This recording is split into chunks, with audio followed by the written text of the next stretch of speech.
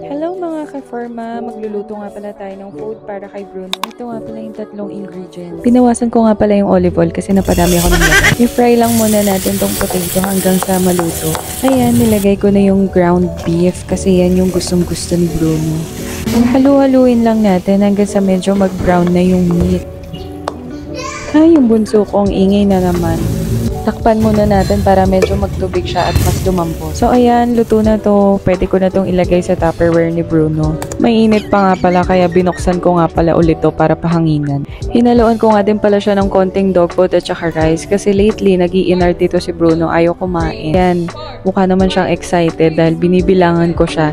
Kada bilang ko sa kanya nilalabas na yung dila niya. Actually, napapansin namin tuwing galing kami sa biyahe tapos pagbalik namin sa bahay wala siyang ganang kumain lagi.